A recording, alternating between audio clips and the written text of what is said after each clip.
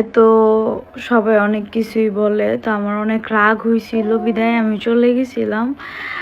আমার সিচুয়েশনে যদি আপনারা থাকতেন তাহলে ওই মুহূর্তে আপনারাও এরকমটাই করতেন। অনেকে অনেক ধরনের কথা বলতেছেন যে এরকম বাচ্চা রেখে কেউ যায় না, এরকম এটা সেটা। ভাই আমার বাচ্চা, একটা মা মা কিন্তু হওয়া এত সহজ না। আমাকে নিয়ে রোস্ট করতেছেন, আমার নিজের লজ্জা লাগতেছে। কথা বলতেছেন আমি ইমন খানের সাথে চলে গেছি, এটা কেমন কথা? আমি ইমন খানের সাথে কেন যাব?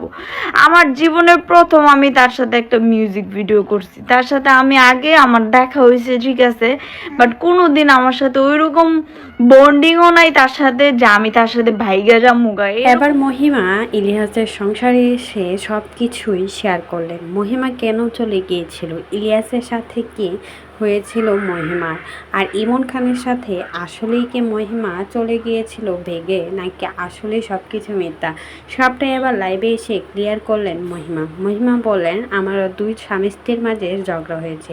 সবার পরিবারেই কিন্তু ঝগড়াঝাটি হয়ে থাকে, তবে আমি ইচ্ছা করে আমার সন্তানদেরকে ফেলে রেখে যাই না। কি সিচুয়েশন হলে দুই বাচ্চা রেখে চলে যাওয়া যায় সেটা আপনারা খুব ভালো করে বুঝেন। সেই আপনারাই আমার নামে মিথ্যা দুর্নাম ছড়াচ্ছেন, মিথ্যা অপবাদ দিচ্ছেন। আমি নাকি ইমন খানের সাথে চলে গিয়েছি, তার সাথে আমার একটাই নিউজ ভিডিও হয়েছে, আর আমি তাকে খুব ভালো করে চিনি না যে আমি তার সাথে বেগে চলে যাব। তার বউ আছে, বাচ্চা আছে, সব কিছু জানার পরেও আপনারা আমার উপর মিথ্যার দোষারোপ করতেছেন। আমি আমার বাবার বাড়িতে চলে গিয়েছিলাম, তবে অভিমান হয়েছিল। এখন সব কিছু মিটমাট করে আমি আবার আমার সংসারে ফিরে এসেছি। এটা নিয়েও আপনাদের কত মাথা ব্যথা, আমি কোথায় ছিলাম না ছিলাম সেটাও আপনাদেরকে জানাতে হবে। কেন রে ভাই, সোশ্যাল মিডিয়াতে এসে সব কিছুই জানাতে হবে? এমনভাবেই কথা বললেন মহিমা। এবার লাইভে এসে সরাসরি মহিমা সব কিছুই শেয়ার করলেন এবার সবার সাথে। তবে যখন চলে গিয়েছে তখন যদি ভিডিওটা না বানাতো তাহলে হয়তো বা পাবলিক জানতেও পারতো না, আর বলতেও পারতো না ভিউ ব্যবসা। শুধুমাত্র ভিউ ব্যবসার জন্যই তারা এসব নাটক করে বেড়ায়।